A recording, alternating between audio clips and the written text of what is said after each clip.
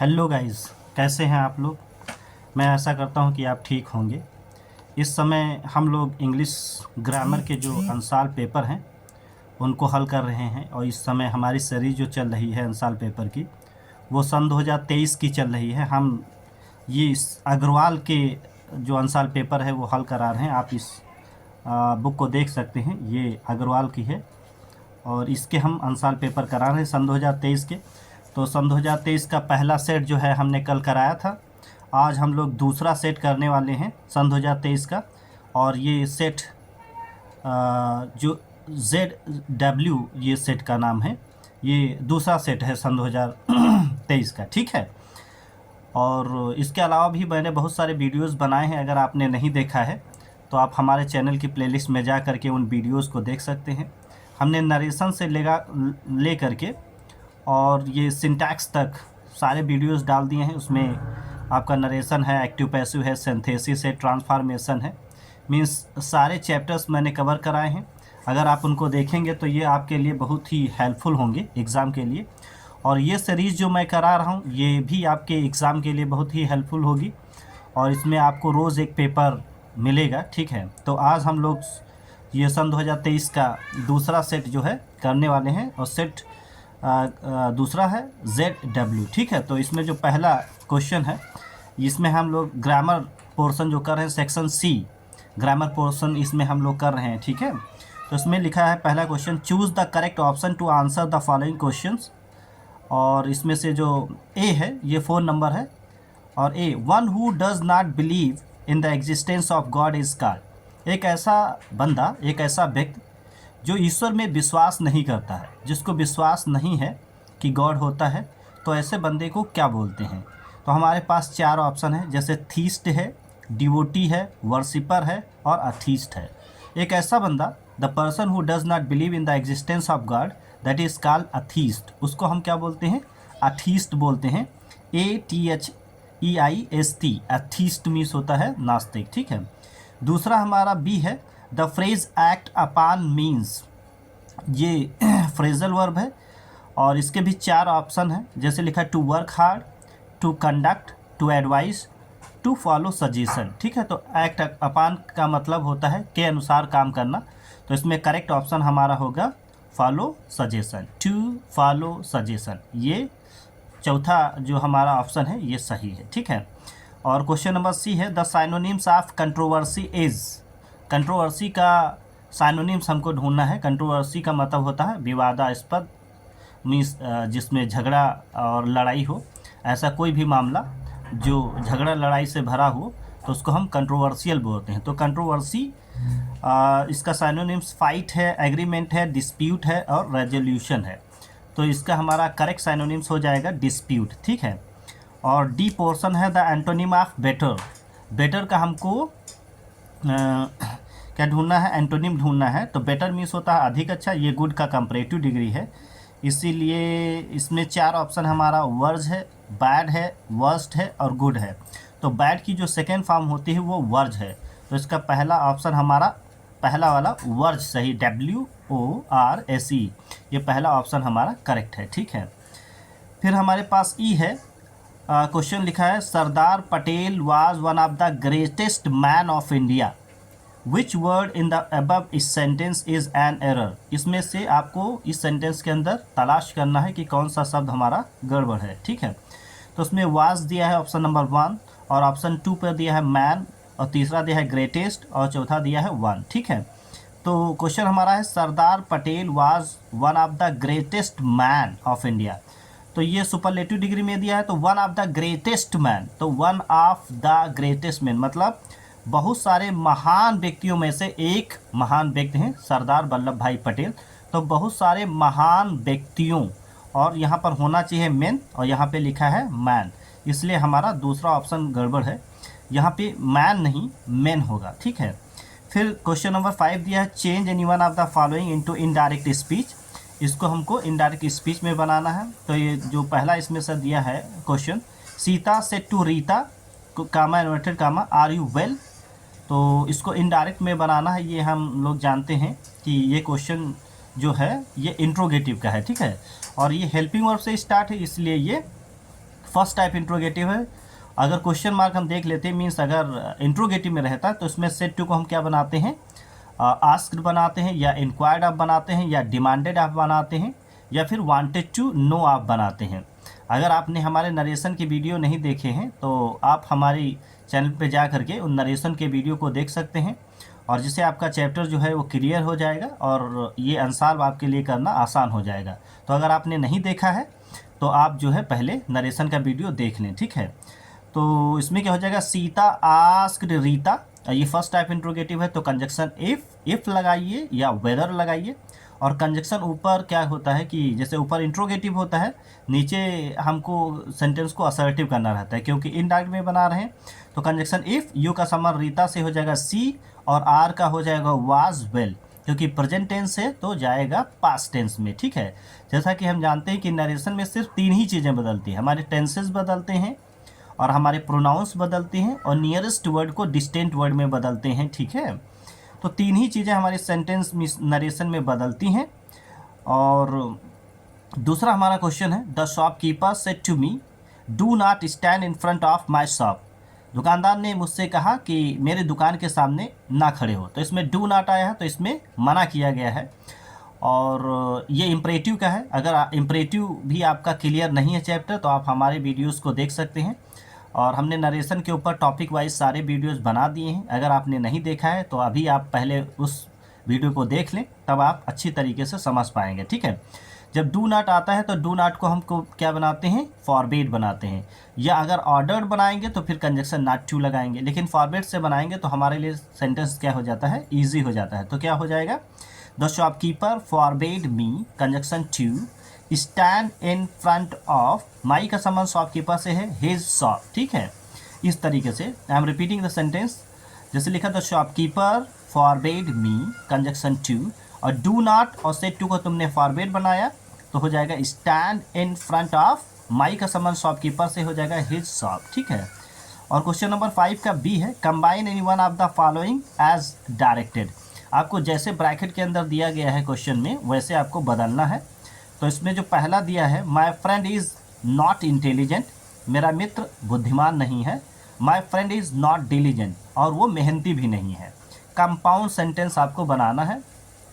Compound sentence is divided into 4 parts. जैसा कि हम जानते हैं कि कंपाउंड सेंटेंस को 4 तरीके से, अलग अलग तरीके से ज्वाइन किया जाता है। तो पहला कमुलेटिव, दूसरा अल्टरनेटिव, तीसरा एडवर्जेटिव, और चौथा जो तरीका हमारा वो इलेटिव है। तो इसको क्या करेंगे, अल्टरनेटिव में अगर हम जोड़ेंगे तो अच्छी तरीके से जुड़ जाएगा, क्योंकि दोनों सेंटेंसेस नेगेटिव हैं। तो इसमें क्या करेंगे, नीदर नॉर का इस्तेमाल करिए और बड़ी ही आसानी से सेंटेंस को जोड़ दीजिए, ठीक है।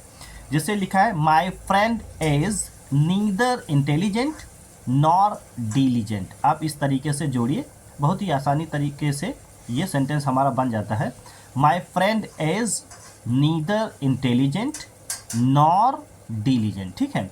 नीदर नॉर एक जोड़ा है, जो जोड़े में ही पेयर्स में आते हैं। दूसरा हमारा क्वेश्चन दिया है, the question is too difficult to solve, ठीक है। सवाल इतना कठिन है कि इसे कोई हल नहीं कर सकता। इसको बनाना है कॉम्प्लेक्स सेंटेंस। तो इसमें क्या करना है, कॉम्प्लेक्स सेंटेंस जब इसको हम बनाएंगे तो क्या हो जाएगा, the question is so difficult that one can not solve it, कि क्वेश्चन इतना कठिन है कि कोई भी इसे हल नहीं कर सकता। अगर आपने मेरा वीडियो ट्रांसफॉर्मेशन में रिमूव टू नहीं देखा है तो आप हमारे चैनल पे जा कर के वो रिमूव टू का वीडियो देख लीजिए, जिससे ये आपका चैप्टर क्लियर हो जाएगा, ठीक है। मैं एक बार फिर से आपको बता रहा हूँ, आप उसको देखिए। The question is so difficult that one can not solve it. फिर से मैं बता रहा हूँ तो आप देख लीजिए फिर से। The question is so difficult that one can not solve it, ठीक है। सी नंबर उसका दिया है, change any one of the following as directed. जैसा कि बताया गया है वैसा आपको बनाना है। तो नीचे दिया है, she did not help the poor man, इसको बनाना है पैसिव वॉइस। तो पैसिव वॉइस डिड नॉट दिया है तो ये पास्ट इंडेफिनिट है। और इसमें क्या करना है, मैंने आपको कल भी बताया था कि पैसिव वॉइस बहुत ही आसान तरीके से बनाया जाता है, कि जो टेंस हम बना रहे हैं और कोई भी टेंस है जिसमें टेंस की जो फॉर्म लग रही है उसमें बी की वही फॉर्म हम लगाते हैं। जैसे प्रेजेंट इंडेफिनिट में वर्ब की फर्स्ट फॉर्म लगती है तो बी की फर्स्ट फॉर्म लगाना है। पास्ट इंडेफिनिट में वर्ब की सेकेंड फॉर्म लगती है तो बी की सेकेंड फॉर्म लगानी है। प्रेजेंट परफेक्ट में वर्ब की थर्ड फॉर्म लगती है तो बी की थर्ड फॉर्म लगानी है। प्रेजेंट कंटिन्यूअस में वर्ब की आईएनजी फॉर्म लगती है तो बी की आईएनजी फॉर्म लगाना है। ये सबसे आसान होता है। तो सी इसमें सब्जेक्ट है, डिड नॉट हेल्पिंग वर्ब है, और हेल्प मेन वर्ब है, और पुअर मैन ये ऑब्जेक्ट है। तो पैसिव वॉइस बनाने के लिए क्या करते हैं कि सब्जेक्ट को ऑब्जेक्ट की जगह पर लिखते हैं और ऑब्जेक्ट को सब्जेक्ट की जगह पर लिखते हैं। तो क्या हो जाएगा, the poor man was not helped by her. एक बार फिर से देखिए, the poor man was not helped by her. इस तरीके से अगर आपने मेरे पैसिव वॉइस के वीडियोस नहीं देखे हैं तो आप चैनल पे पैसिव वॉइस के पहले वीडियोस देख लें, ट्रांसफॉर्मेशन के प्लेलिस्ट में मिलेगा। और मैंने पूरी तरीके से पैसिव वॉइस का हर एक चैप्टर जो है हर एक कॉन्सेप्ट को डिस्कस किया है, आप उसको देख लीजिए तो जिससे पैसिव वॉइस आपके लिए ईजी हो जाएगा। ठीक है, नेक्स्ट हमारा दिया है complete this work at once. इस काम को तुरंत करिए, इसको भी पैसिव वॉइस बनाना है। Complete this work at once, तुरंत इस काम को करिए, तो ये इम्परेटिव है। और इम्परेटिव को पैसिव वॉइस बनाने के लिए हम सेंटेंस को लेट से स्टार्ट करते हैं। तो कैसे हो जाएगा, लेट दिस वर्क, और लेट आएगा तो फिर बी आएगा। ठीक है, लेट आएगा तो बी आएगा, आपको पता है। तो हो जाएगा let this work be completed at once. I am repeating the sentence, please pay attention. जैसे हो जाएगा let this sentence be completed at once. तो इस तरीके से हमारा पैसिव वॉइस बन गया। अब correct any one of the following sentences, निम्नलिखित सेंटेंसेस को करेक्ट करना है। जैसे लिखा माई हेयर इज़ ब्लैक, मेरे बाल काले हैं। तो माई हेयर इज़ ब्लैक, मेरे बाल काले हैं। ये सेंटेंस बिल्कुल करेक्ट है। ठीक है, तो इसमें कोई गलती नहीं है। माई हेयर हमेशा सिंगुलर नंबर में रहता है, इसके साथ सिंगुलर वर्ब का इस्तेमाल करते हैं। तो माई हेयर इज़ ब्लैक ये सही है। ठीक है, rich man should help the poor. तो इसमें क्या हो जाएगा, rich man should help the poors नहीं होता है, द पुअर जब लिखते हैं तो ये प्लूरल नंबर हो ही जाता है। ये मल्टीट्यूड ऑफ नाउन को शो करता है। तो इसमें क्या हो जाएगा, इसमें एस नहीं लगता, द पुअर जब लगा देते हैं तो ये प्लूरल फॉर्म होता ही है। तो कैसे हो जाएगा, rich man should help the poor. ठीक है, इसका एस हट जाएगा। Use any one of the following pairs of the words in your own sentences to make the difference in their meaning clear. Homophones हमारे पास दिए हैं। तो क्या आपको मैंने कल भी बताया था कि होमोफोन्स अलंकार भी होते हैं। और होमोफोन्स की डिफिनेशन क्या होती है, homophones are those words which are different in spelling and meaning but they are same in sound. जिसका साउंड एक जैसा रहता है लेकिन मीनिंग डिफरेंट रहती है और स्पेलिंग डिफरेंट रहती है। तो इसमें क्या करना है, सेंटेंस बना करके आपको इनका मीनिंग को डिफरेंट करना है। तो पहला दिया है कॉम्प्लीमेंट, COMPLEMENT। कॉम्प्लीमेंट का मतलब होता है पूरक। ठीक है, तो इसके ऊपर एक सेंटेंस बनाना है कि इंग्लिश में दो तरीके के कॉम्प्लीमेंट्स होते हैं। There are 2 types of compliments in English grammar. और दूसरा दिया है COMPLIMENT। कॉम्प्लीमेंट का मतलब होता है तारीफ। तो आप बोल सकते हैं थैंक यू फॉर कॉम्प्लीमेंट्स। अगर आप कहीं जा रहे हैं बन ठन के और कोई बंदा आपकी तारीफ़ करता तो आप बोल सकते हैं thank you for your compliments. ठीक है, और दूसरा इसमें दिया ऑप्शन FAIR। फेयर का मतलब होता है मेला। तो आप जैसे वह मेला जा रहा है, he is going to fair. और दूसरा दिया है FARE। फेयर का मतलब होता है किराया। तो आप किराए का एक सेंटेंस बना सकते हैं कि how much fair of this बस। इस बस का किराया कितना है। ठीक है, इस तरीके से सेंटेंस बना सकते हैं। Translate the following into English. ये सेंटेंस आपको क्या करना है, हिंदी से इंग्लिश में आपको बनाना है। और चलो बनाते हैं। आप क्या करते रहिए, कॉपी कलम ले लीजिए और इसको नोट डाउन कर लीजिए। और वैसे आपको पूरा सेट आपको हल करना है तो कॉपी कलम तो वैसे भी इस्तेमाल करना है। और आइए हमारे साथ स्टोरी को बनाइए और देखते हैं कि किस तरीके से ये स्टोरी बनती है। भूख और इंसान का रिश्ता जन्म से होता है। ठीक है, भूख और इंसान का रिश्ता जन्म से होता है। तो कैसे बनाएंगे, the relationship of hunger and humans starts from the birth. कैसे हो जाएगा, the relationship of hunger and humans starts from the birth. ये एक सेंटेंस हो गया। जन्म के साथ ही मनुष्य अपनी भूख भी साथ लेकर आता है। जन्म के साथ ही मनुष्य, मैन बाय बर्थ, मैन के बाद कॉमा लगाएंगे, man by birth brings with him his hunger. कैसे हो जाएगा? मैन के बाद थोड़ा सा कॉमा, मैन बाय बर्थ, कैसे हो जाएगा? Man by birth brings with him his hunger. मनुष्य जो है जन्म के साथ ही अपनी भूख को लेकर आता है। भूख किसी भी व्यक्ति के जीवित रहने का प्रमाण है। भूख किसी भी व्यक्ति के जीवित रहने के लिए प्रमाण है। तो क्या हो जाए? Hunger is the proof, hunger is the proof of survival for any person.